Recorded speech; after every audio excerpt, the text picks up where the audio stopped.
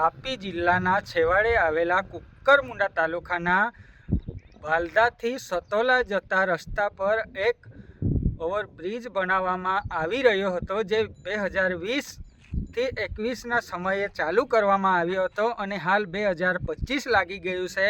પણ અહીં જે અધૂરો પુલનું કામ છે તે વેઠ ઉતારીને જવાના તેવું જ અહીં જોવા મળી રહ્યું છે. જ્યારે વાત કરીએ તો 5 વર્ષનો સમયગાળો થઈ ગયો છે અને કઈ એજન્સીએ આ કામ કરેલું અને તે એજન્સી ક્યાં ગુલ થઈ છે તેનું કોઈ તૈયાર નથી. શું દર વર્ષની જેમ આ વર્ષે પણ અહીંના જે સતોલા ગામના જે નાના બાળકો છે, વિદ્યાર્થીઓ તકલીફ પડે છે, તે આ વર્ષે પણ વેઠવા પડે છે? ત્યારે વાત કરીએ તો અહીં જે કેમેરામેનને કહીશ કે દ્રશ્ય અહીંનું પાણી છે તે અહીં ભરાઈ જાય છે અને આ જે નીચો બ્રિજ દેખાઈ રહ્યો છે તેના ઉપરથી પાણી ફરી વળતા આ રસ્તો બંધ થઈ જાય છે.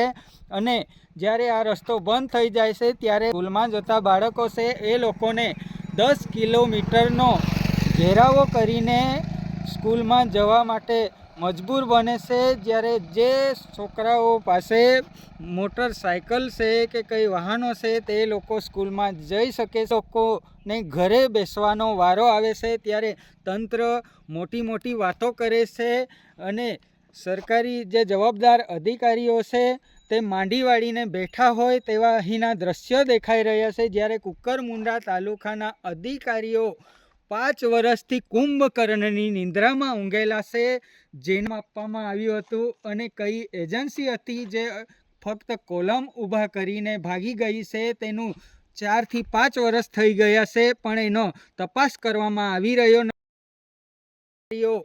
5 વર્ષથી કુંભકર્ણની નિંદ્રામાં છે,